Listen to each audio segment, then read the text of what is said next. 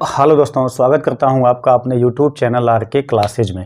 तो दोस्तों यहां पे आज के सेशन में शामिल किए हुए हैं लेंस की क्षमता, जो कि हाई स्कूल इंटर दोनों विद्यार्थियों के लिए बहुत ज़्यादा मोस्ट इम्पॉर्टेंट क्वेश्चन है। हम यहां पे लेंस की क्षमता का सही डिफिनीशन देखने वाले हैं। काफ़ी बच्चे ऐसे होते हैं जो कि लेंस की क्षमता का गलत परिभाषा बता देते हैं, उनको सही चीज़ नहीं पता होती है, बुक के हिसाब से वो बता देते हैं। तो हम यहाँ पर इसकी सही डिफिनीशन को देखने वाले हैं। साथ ही साथ दोस्तों, अगर हम किसी लेंस को हम किसी विभिन्न टाइप के द्रव में जब डुबाते हैं तो उसकी क्षमता पे क्या प्रभाव पड़ता है, उसकी फोकस दूरी कैसे चेंज होती है, इन सब चीज़ों को हम यहाँ पे देखने वाले हैं। और लेंस की क्षमता का जो मात्रक होता है उसको भी हम यहाँ पे समझने वाले हैं। तो ये क्लास आपका बहुत ही इंपॉर्टेंट होने वाला है, इसलिए आप लोग लास्ट तक बने रहने की कोशिश कीजिएगा। यदि आप हाई स्कूल और इंटर के स्टूडेंट हैं तो चाहे आप यूपी बोर्ड के हों चाहे आप सीबीएसई बोर्ड के हों, कोई दिक्कत नहीं है, दोनों ही विद्यार्थियों के लिए ये क्लास आपका बहुत मोस्ट है। ठीक है, तो यहाँ पे हम देखेंगे कि लेंस की क्षमता को दर्शाया किससे जाता है। सबसे पहले हम इस पे बात करते हैं। तो आप लोग जानते होंगे कि लेंस की क्षमता को P से दिखाया जाता है। P इक्वल होता है 1/f, लेकिन जब 1/f लिखा जाता है तो इसको मीटर में लिखा जाता है।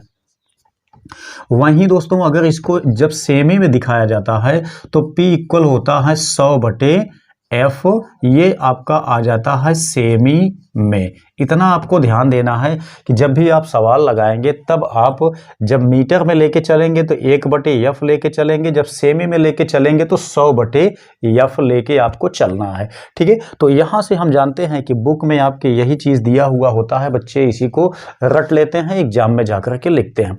तो ये आपका सही डिफिनीशन नहीं होता है। यहाँ पे जो फोकस दूरी होती है वो लेंस की क्षमता की माप होती है, इसीलिए इसको यहाँ पे P इक्वल 1f यानी कि P इक्वल 1/f से इसको डिनोट किया जाता है। लेकिन एक्चुअल में हम यहाँ पे बात करते हैं लेंस की क्षमता कहते किसको हैं।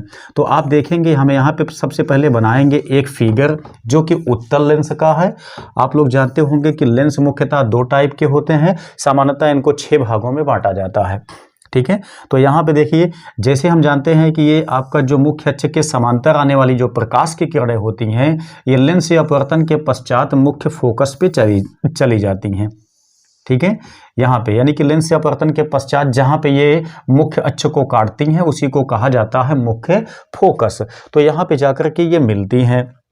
आप ध्यान देने वाली बात यहाँ पे ये है, हमको समझना क्या है, लेंस की क्षमता हमको यहाँ पे समझना है।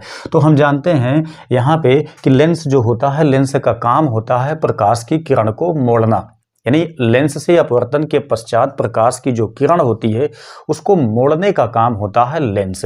सामान्यतः देखा जाए तो जो लेंस होता है वह प्रिज्म जैसा बना हुआ होता है, प्रिज्म के जैसा ही इसका बिहेव होता है। ठीक है, तो अब यहाँ पे देखेंगे कि जैसे मान लेते हैं कि ये आपका एक लेंस है जहाँ से कि प्रकाश आप देख सकते हैं यहाँ से यहाँ तक का मोड़ा गया है। हम मान लेते हैं इसकी फोकस दूरी आप लोग जानते होंगे, ये लेंस का प्रकाशिक केंद्र होता है, ये मुख्य फोकस होता है। मुख्य फोकस तथा प्रकाशिक केंद्र के बीच की दूरी को ही कहा जाता है फोकस दूरी। इसको स्मॉल f से दिखाया जाता है। तो हम यहाँ पे एक दूसरा लेंस बनाते हैं ताकि आपको समझा सकें हम इसको। यहाँ पे हमने एक लेंस ले लिया है। अब यहाँ पे आप देखेंगे, यहाँ पे जो मुख्य अक्ष के समांतर आने वाली प्रकाश की किरण है, यहाँ से आने के पश्चात ये यहाँ पे चली गई। तो आपको यहाँ पे देखने के बाद देखिए ये F हो गया, ये C हो गया। इन दोनों को तुलना करने के बाद आपको एक चीज़ पता चल जाता होगा कि ये जो आपकी जो ये वाला लेंस है, ये प्रकाश की किरण को लेंस के प्रकाशिक केंद्र से काफ़ी ज़्यादा दूर पे मोड़ा हुआ है। वहीं जो ये वाला लेंस होता है ये लेंस प्रकाश को अपवर्तन के पश्चात लेंस के प्रकाशिक केंद्र के समीप ही मोड़ा है। मतलब इसकी फोकस दूरी ज़्यादा है, इसकी फोकस दूरी कम है। ठीक है, तो हमने यहाँ पे देखा दोनों लेंसों के कंपेयर से हमने देखा कि जो ये वाला लेंस है ये प्रकाश को उसके अपवर्तन के पश्चात ज़्यादा से ज़्यादा मोड़ा हुआ है। तो हमने अभी किसके पहले आपको बताया कि जो लेंस होता है, लेंस का काम होता है प्रकाश को अपवर्तन के पश्चात मोड़ना। ठीक है, तो जितना ज़्यादा लेंस प्रकाश को अपवर्तन के पश्चात जितना ज़्यादा मोड़ता है वही उसकी क्षमता कहलाती है। ठीक है, जितना ज़्यादा लेंस प्रकाश को अपवर्तन के पश्चात मोड़ेगा वही उसकी कैपेसिटी कहलाती है। क्षमता मीन्स कैपेसिटी। ठीक है, तो यहाँ पे हम आप कह सकते हैं इसके डिफिनीशन को कि किसी लेंस द्वारा प्रकाश की किरणों को अपवर्तन के पश्चात मोड़ने की क्षमता को ही लेंस की क्षमता कहा जाता है। ठीक है, यहाँ पे सामान्यतः इसकी डिफिनीशन जो होती है इसी से दर्शा दी जाती है कि किसी लेंस के फोकस दूरी के व्युत्क्रम को उसकी क्षमता कहा जाता है। ठीक है, तो यहाँ से हम इस चीज़ को सही से डिफाइंड नहीं करते हैं। सही डिफिनीशन जो हमने आपको बताया कि लेंस द्वारा प्रकाश को अपवर्तन के पश्चात मोड़ने की क्षमता को ही कहा जाता है लेंस की क्षमता। ठीक है, यहाँ से एक बात स्पष्ट हो जाती है कि लेंस की जो क्षमता होती है वो कब कम होती है, कब ज़्यादा होती है, ये फोकस दूरी पे आपका डिपेंड होता है। जैसे कि यहाँ पे आप देखेंगे, यहाँ चूंकि f आपका जो है वो p के व्युत्क्रमानुपाती है, यानी कि जब f बढ़ेगा तो p आपका घटेगा, जब आपका f घटेगा तो p आपका बढ़ेगा। ठीक है, यानी फोकस दूरी कम होगी तो लेंस की क्षमता ज़्यादा होगी, फोकस दूरी ज़्यादा होगी तो लेंस की क्षमता कम होगी। ठीक है, तो इतना चीज़ आपको ध्यान रखना है। यही होता है लेंस की क्षमता, जिसको हम यहाँ पे लेंस के लिए ही नहीं बल्कि नाम बदल के हम दर्पण के लिए भी इसी का इस्तेमाल कर सकते हैं। दर्पण के लिए या लेंस के लिए, दोनों के लिए ही डिफिनीशन लगभग समान होती है। बताते समय आपको केवल नाम में चेंजिंग कर देना है। यदि आप जब दर्पण का बताते रहते हैं तो आपको वहाँ पे दर्पण लेना है, जब आप लेंस बताएंगे तो आपको वहाँ पे लेंस लगा देना है। बाकी सबका डिफिनीशन जो है वो सेम है। ठीक है, तो ये होता है आपका लेंस। अब हम जानते हैं, थोड़ा सा यहाँ पे बात करेंगे कि ये आपका अवतल लेंस होता है। तो अवतल लेंस के विषय में आप लोग जानते हैं कि अवतल लेंस के मुख्य अक्ष के समांतर आने वाली प्रकाश की किरणें जो होती हैं वो अपवर्तन के पश्चात मुख्य अक्ष से दूर चली जाती हैं। ऐसे यहाँ पे हम देखेंगे तो ये आपकी यहाँ लेंस से अपवर्तन के पश्चात मुख्य अक्ष से दूर चली जाती हैं। तो ये दोनों का गुण होता है, मतलब लेंस का जो उत्तल लेंस होता है इसकी क्वालिटी होती है कि ये प्रकाश की किरण को केंद्र की ओर मुड़ता है, और जबकि ये जो है ये दूर फैलाता है। ये आपका जो है ये मुख्य अक्ष कहलाता है। यहाँ पे हमने बताया आपको कि ये फोकस दूरी कहलाती है। ठीक है, तो अब यहाँ पे बात करते हैं कि अगर हम किसी लेंस को जब विभिन्न टाइप के द्रव में डुबा देते हैं तो उसकी फोकस दूरी पे क्या प्रभाव पड़ता है। फोकस दूरी से ही अभी आपने देखा डिसाइड होता है क्या चीज़, लेंस की क्षमता। ठीक है, तो यहाँ पे ध्यान देना कि अक्सर देखा गया है कि सामान्यतः जिस कांच का ये लेंस बनाया जाता है उस लेंस का जो अपवर्तनांक होता है दोस्तों, अपवर्तनांक लगभग 1.5 होता है, 1.5 होता है। जो अब मैं यहाँ पे आपको बताने जा रहा हूँ ये बहुत ही मोस्ट आपका कॉन्सेप्ट है, इसको दिमाग में बैठा लीजिएगा क्योंकि वनडे एग्जामिनेशन में ऐसे क्वेश्चन कुछ ज़्यादा उठाता है। तो ध्यान दीजिएगा, अगर मान लेते हैं कि अपवर्तनांक की जो भी आपके पास लेंस है, इस लेंस का मान लेते हैं कि अपवर्तनांक जो है वो 1.5 है। ठीक है, इसको द्रव में डुबाना है। ठीक, 3 टाइप का द्रव आपको मैं यहाँ पे लेके बता देता हूँ जहाँ से कि आपका कॉन्सेप्ट है बिल्कुल अच्छे से क्लियर हो जाए। ध्यान दीजिएगा, यहाँ पे एक द्रव हमने लिया हुआ है, कोई बर्तन है इसमें आपका द्रव है, एक ये भी बर्तन है इसमें कोई द्रव है, ऐसा हम मान के चलते हैं। वही चीज़ आपका यहाँ पे हमने ले लिया हुआ है। अब ध्यान आपको देना है क्या चीज़, ये जो लेंस है इसका अपवर्तनांक जो है वो 1.2 है। ठीक है, यहाँ लेंस नहीं है, मतलब जो द्रव है ये आपका क्या चीज़ है, ये द्रव है, इतना आपको ध्यान देना है। ठीक है, तो ये द्रव है इसका अपवर्तनांक 1.2 है, जो ये वाला द्रव है इसका अपवर्तनांक 1.5 है।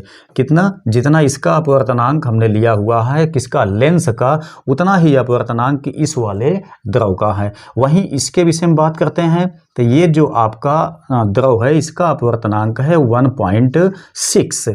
ठीक है, तो देखिए ध्यान देने वाली बात, कॉन्सेप्ट आप समझिएगा अच्छे से। ठीक है, यहाँ देखिए इसका अपवर्तनांक है 1.5। इसी वाले लेंस को, ये वाला लेंस जिसका अपवर्तनांक इतना दिया गया है, इसको हमको 3 टाइप के द्रव में डुबाना है। उसके बाद इसकी क्षमता पे, इसकी फोकस दूरी पे क्या प्रभाव पड़ेगा वो हमको देखना है।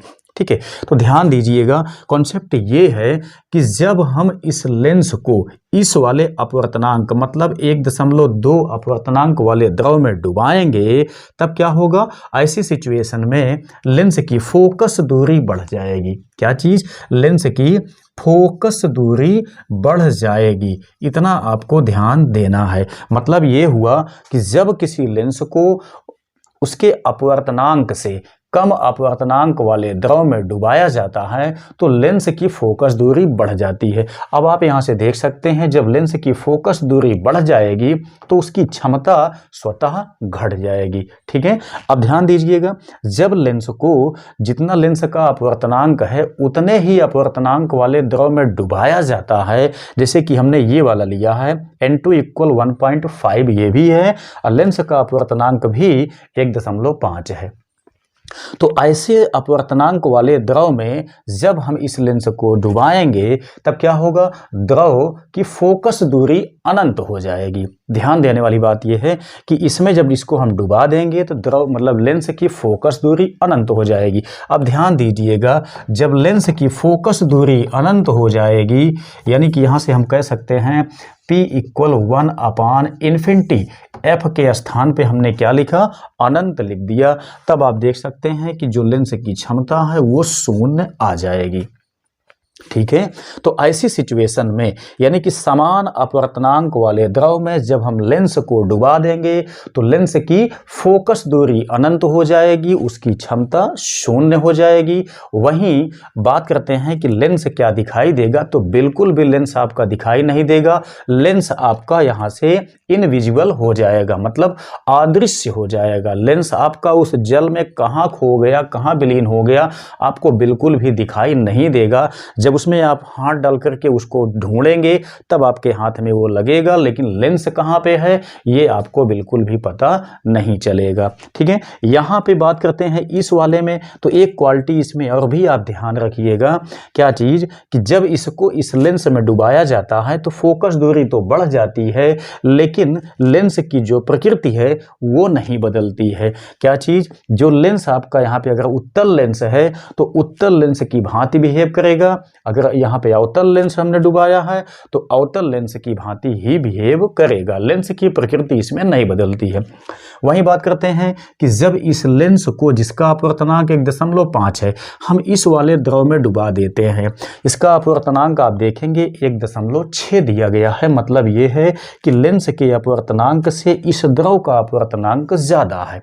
ठीक है। तो ऐसे द्रव में जब हम लेंस को डुबाएंगे, कैसे द्रव में, ऐसा द्रव जिसका अपवर्तनांक लेंस के अपवर्तनांक से ज़्यादा होगा, ऐसे द्रव में जब हम लेंस को डुबाएंगे तो लेंस की प्रकृति बढ़ जाएगी। लेकिन उसके पहले बात समझिए कि लेंस जब लेंस को हम ऐसे द्रव में डुबा देंगे तो उसकी फोकस दूरी घट जाएगी। ठीक है। जब फोकस दूरी घट जाएगी तो यहाँ से आप देख सकते हैं कि लेंस की क्षमता बढ़ जाएगी। ठीक है। कॉन्सेप्ट क्या है, ध्यान देना, जब हम लेंस को यानी कि उस लेंस को उतने ही मतलब लेंस को उसके अपवर्तनांक से ज़्यादा अपवर्तनांक के द्रव में डुबाएंगे तो उसकी फोकस दूरी घट जाएगी। ठीक है। फोकस दूरी घटेगी कि उसकी क्षमता बढ़ेगी। लेकिन एक बात आप यहाँ से ध्यान दीजिएगा कि जब लेंस को हम ऐसे द्रव में डुबाएंगे तो लेंस की प्रकृति बदल जाएगी। क्या होगा, अगर यहाँ पे लेंस हम उत्तल डुबाए हुए हैं तो उसका बिहेव अवतल की भांति होगा, यदि हम अवतल इसमें डुबाए हैं तो उसका बिहेव उत्तल की भांति होगा। ठीक है। तो ये इसका विशेष कॉन्सेप्ट है जो कि आपको ध्यान रखना है। ठीक है। तो दोस्तों उम्मीद करता हूं कि ये चीज़ें आपके निश्चित ही समझ में आई होंगी। ये कंसेप्चुअल आपका टॉपिक है जिसमें हमने आपको इसको समझाने की कोशिश किया है। उम्मीद करते हैं कि अगर आप इस क्लास को लास्ट तक देखे होंगे तो निश्चित तौर पे आज आपको लेंस के विषय में बहुत कुछ सीखने को मिला होगा। जो शायद आपका कन्फ्यूजन रहा होगा वो भी यहाँ से शायद क्लियर हो गया होगा। ऐसे ही दोस्तों वीडियो को देखने के लिए कर दीजिए इसको लाइक, साथ साथ दोस्तों अगर चैनल पर नए हैं तो सब्सक्राइब करके बेल आइकन को दबा लीजिए।